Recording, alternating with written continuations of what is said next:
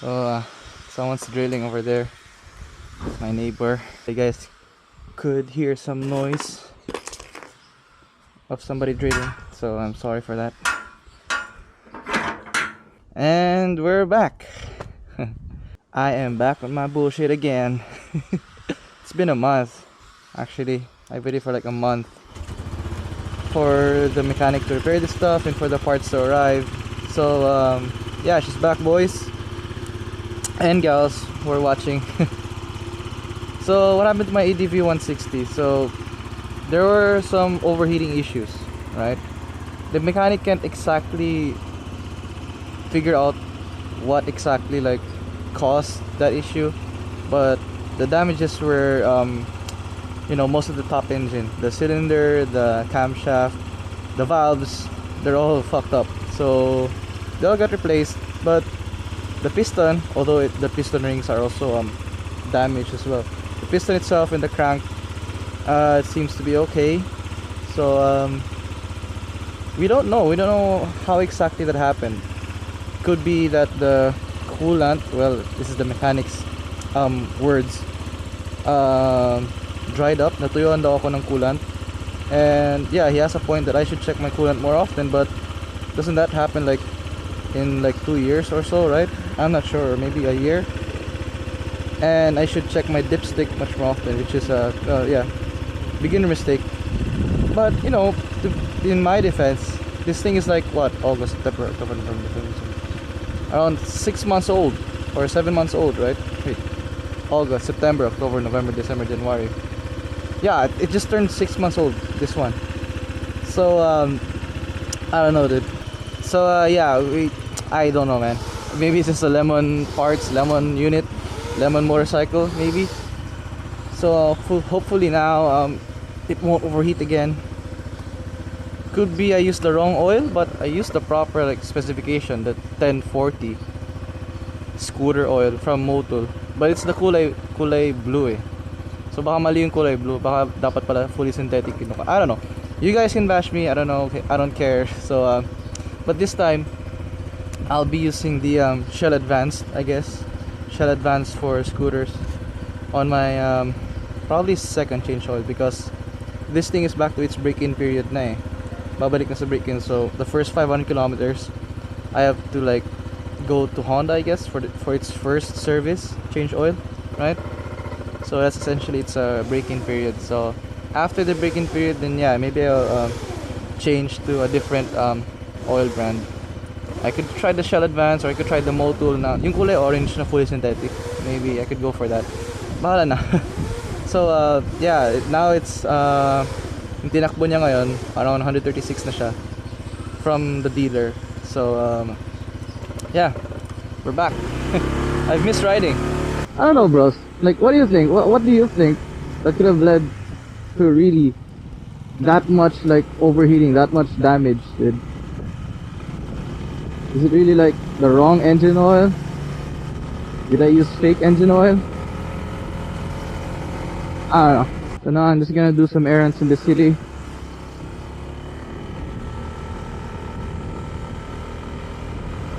So basically, since we're back to the break-in period, right? So I gotta baby this thing. You know, I can't really push it that hard. So I gotta behave myself. I'm gonna assume that the new parts also have a warranty, right? 1 year. I'm gonna assume. I can be wrong, but hopefully, man, it'll be great. It'll be like awesome if this thing is the things like that. What? If the new parts are also covered by warranty.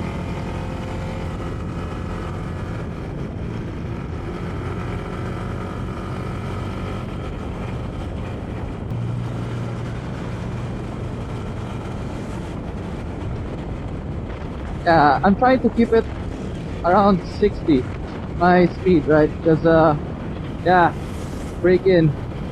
So while I was gone for a month, I did a lot of, you know, thinking and reflecting, like what I should have done, how I should have treated this scooter. And so I realized that, you know, I was pushing it beyond its design limitations.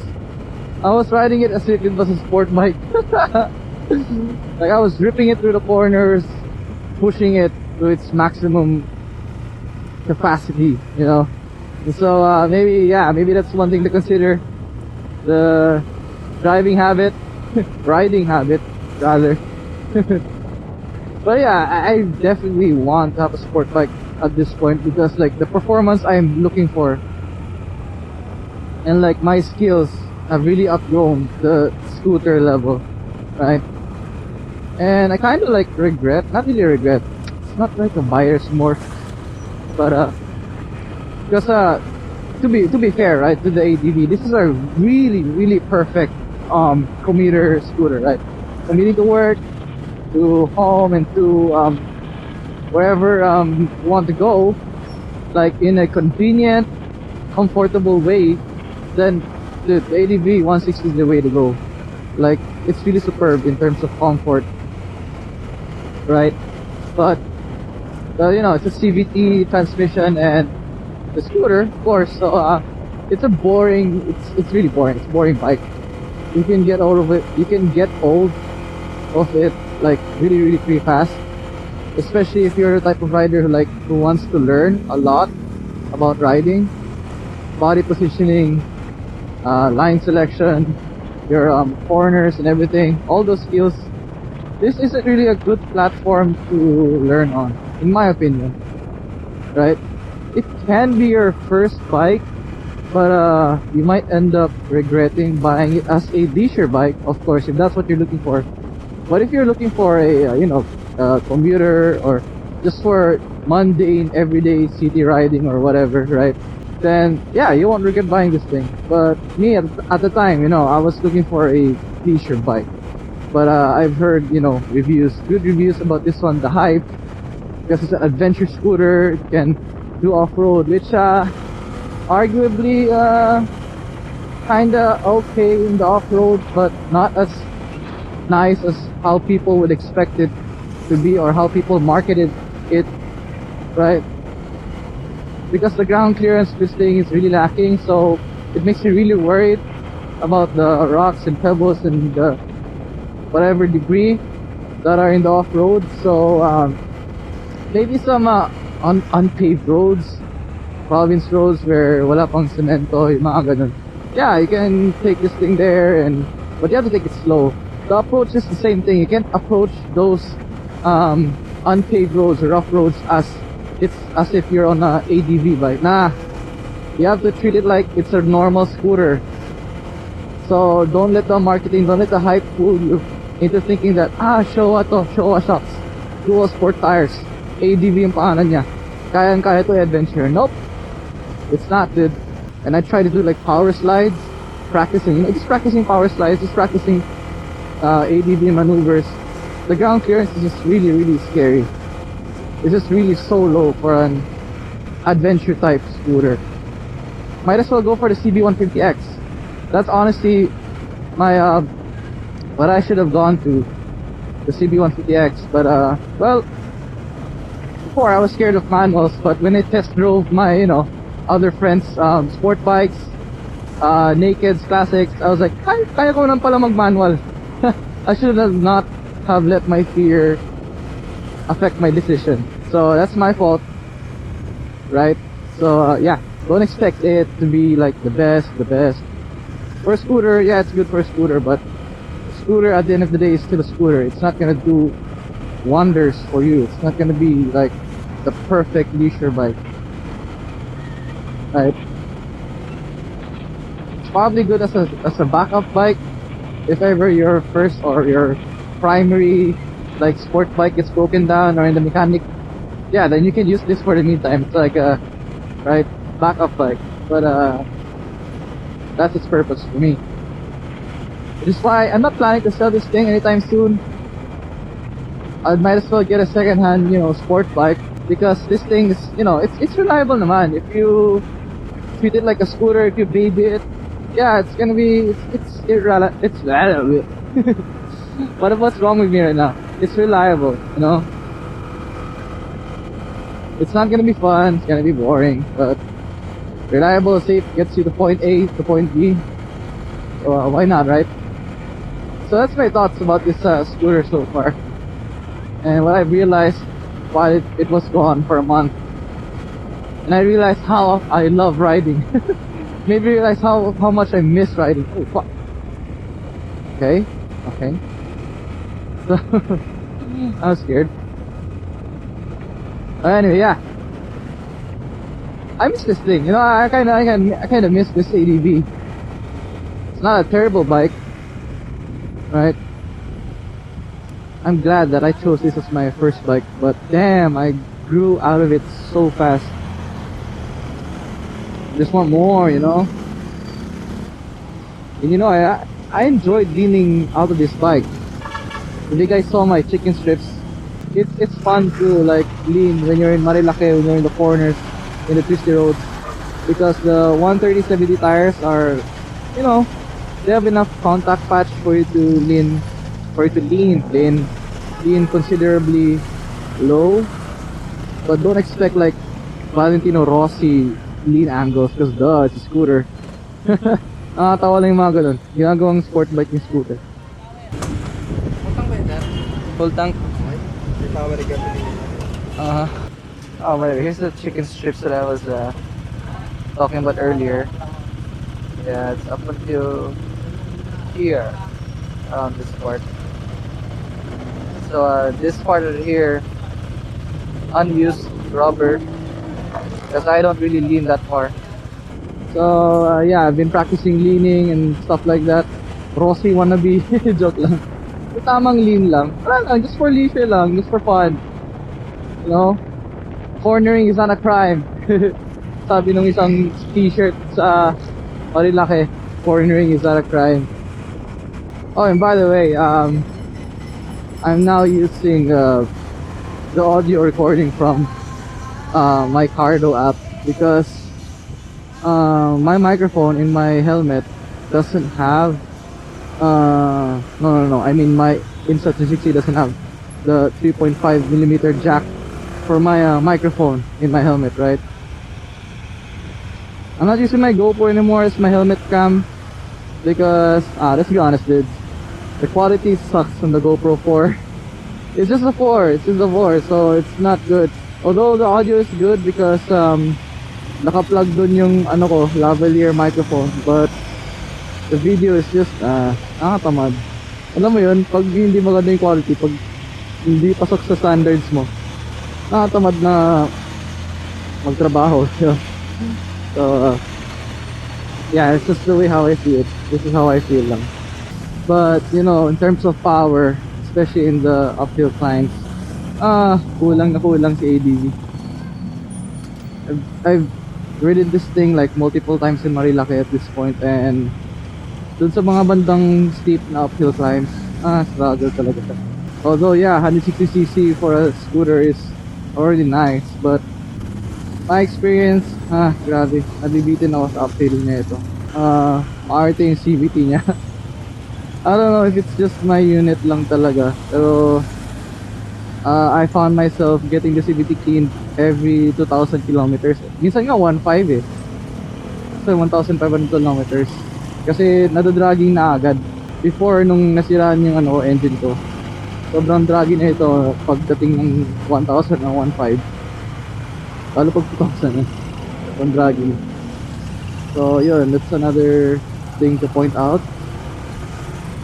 Hindi talaga problema ng CVT, dragging issues, and lack of power, lack of torque. That's why a lot of people go for upgrades on their ADVs, on their scooters, mga JVT, RS8, right? But me personally, I'd rather save my money for a new bike na lang. I just keep this all stock. Honestly, all stock. Because it's what it's designed for it. It's not designed for speed. It's really designed for leisure type of riding. It's just designed for, you know, just mundane, commuting, relax, but boring type of riding. So I wouldn't want to modify it to that extent. Like I can just put itong top box, ito yung pinaka mods ko dito so far. Oh no, hindi ka kasya.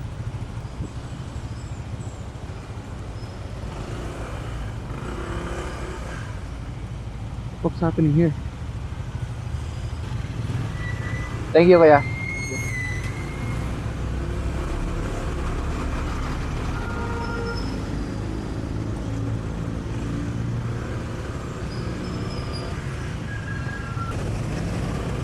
Ooh, are those dirt bikes? Oh, I really love dual sports, man. Oh my god. Are they like naka-motard build ba sila? Hindi ko makita. Nice. It's a Yamaha. I'm not sure anong model, but it looks so nice, dude. I fucking love dual sports and dirt bikes in general. Look at his boots though. Yung guy sa unahan. You know yung boots niya? Gago ng boots yan. I like his green helmet. But I like the white one more. Ganda din ang goggles niya.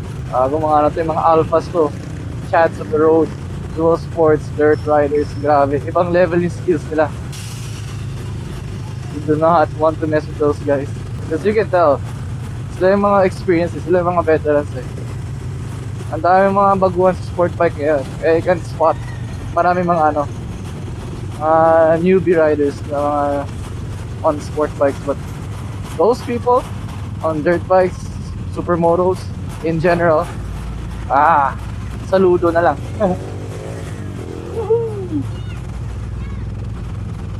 You go first, sir. Ganda ng boots niya, God. Skoiko yung boots niya. It's a Skoiko boots. But this garbage truck, I wonder how many cc's are those mga bikes nila. Another thing I want to talk about is BIMC, right? BIMC, it happened last February. A lot of accidents happened, you know, people died. I'm not sure if a participant died, but I'm sure that a local died. He had 2 children and a wife, right? So it's pretty sad. Not just the participants are, you know, crashing and harming themselves, but other people as well, the locals especially. That's the worst part. Like they're not doing anything. Hindi man sila part ng race mo, pero nandamay sila, right? They're just being, you know, just being a local, doing regular things, normal. Oh, it's a nice bike right there, dude. Nice bike. The Z9 or is it a Z4 now? I can't tell. But anyway, I lost my train of thought. But anyway, guys, it's pretty sad that things like that happen in public roads. Like, in the first place, it should never take place in a public road, especially when it's open. Like, you could try. I know this is this is like a very idealistic, out of this world idea to try to mimic or imitate how the Isle of Man does it, right? They close off the public roads, stuff like that, make sure the environment is controlled. But still, nonetheless, it's still a very dangerous, like, race. But at least it's a race on a closed public roads, right? It's not like the atrocity that we have in BIMC. Like, seriously, man, any rider who is worth their salt knows that that is really a red flag. It is a race, whatever endurance challenge, whatever label or marketing you do, it's still a race that takes place on public roads. It's like a death sentence. You're finishing 1,200 kilometers in less than 24 hours. In less than 24 hours. And so, what do, right? Of course, there are good apples. People who actually, like, obey the speed limit, stuff like that. But as long as, you know, the event incentivizes first finishers, second finishers, and as long as the event places that much time limit, that much time pressure on people, of course, at the back of every participant's mind, may oras sila eh. They're running out of time. So either way, one way or another, they have to finish the race, right? Most likely in the illegal way, most likely in the speeding way. And also besides the fact that, dude, let's be honest, big bikes do not want to stay within the speed limits.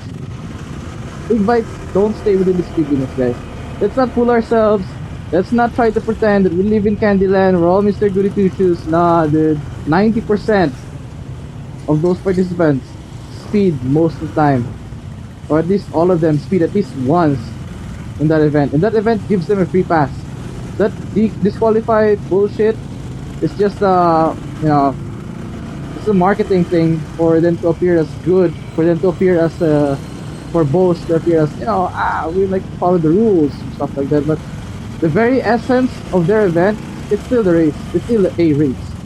The very nature of their event is still a race on public roads. No matter how much they try to yell at social media and their defenders, no matter how much their defenders try to simp for them and try to force to convince everyone that it's not a race.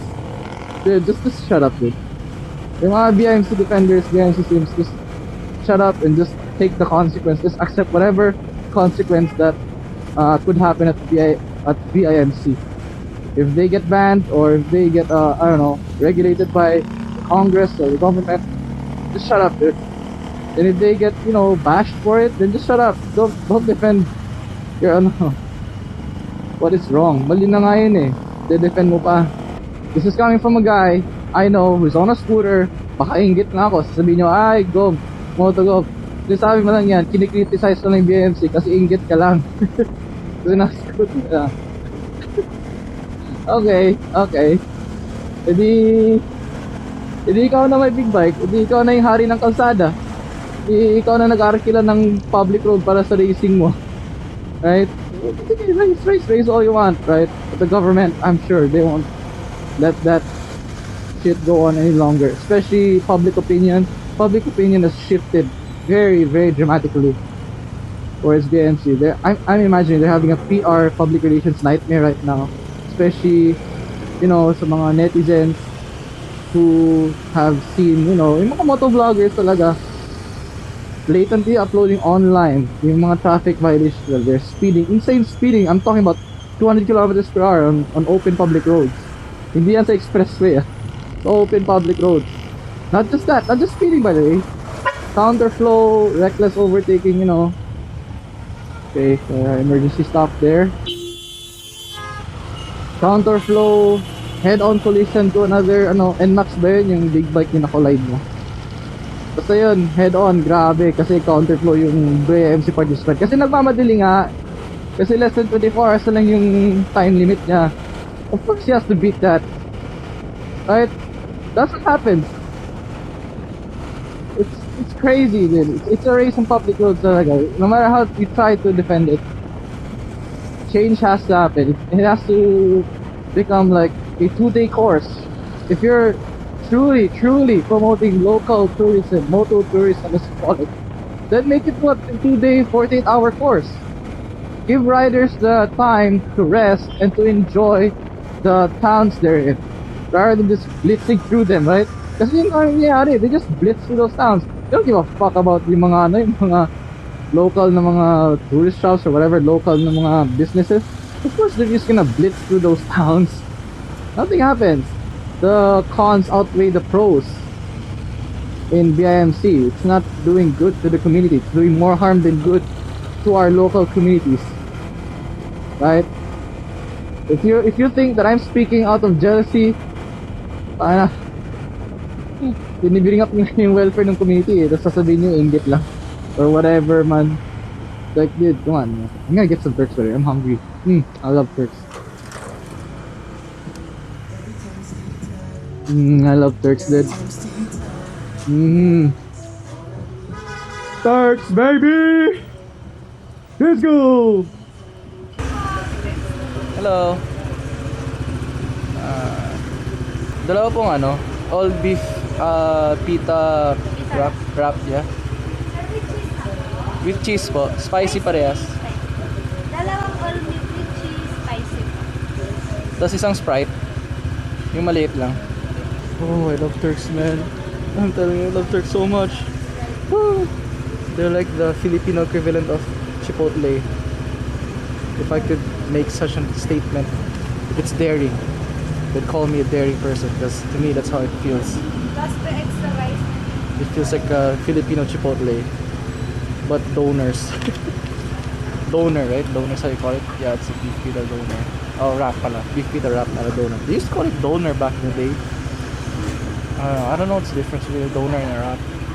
Next week lang. Okay, thank you. Give me the cheese. I want the extra cheese. Pwede padamihan ng cheese sauce? Cheese sauce? Padamihan na. Thank you. I love the cheese sauce kasi. Gusto ko yung ano, yung yellow cheese sauce nila. Ang sarap. Besides the cheddar cheese, ang sarap. I am hungry, dude. I am starving. I wish I could see more branches like this ng Turks. Thank you. Thank you po. This is bussin'. This is bussin'. See how I ordered 2? Because I fucking love these things, dude. Oh yeah, I'm gonna eat this. Yeah, boy. Let's look at that. Oh, that's a lot of cheese. Oh my god. Oh my god. Ooh. I did not expect to be this much, but why not? Tangina, tuntua ako. I love it. I'm gonna eat first. Oh, tangina, ang daming cheese sauce. That was bussin'. I really love the beef pita wraps of Turks, dude. If there's one thing I could equate the Philippine version of Chipotle, it's Turks. That's how it looks like to me. That's how I feel towards Turks. It's like the Philippine version of the Chipotle. I don't know, because I love Chipotle. I'm such a Chipotle fan, especially their burritos. And damn, I miss those burritos, dude. But this thing, even though they're like different in so many levels, but the sentimental value, that's how I feel. That's how I feel towards Turks. It feels like a Chipotle. It's like that comfort food for me. That comfort food in a wrap. That's how it is for me. Not sponsored by Turks, by the way. So I don't have to get paid to say nice things about it. It was really good. God damn. Oh, how I wish I could downshift like vroom, vroom, vroom, vroom. Oh god. How I wish I was on a sport bike.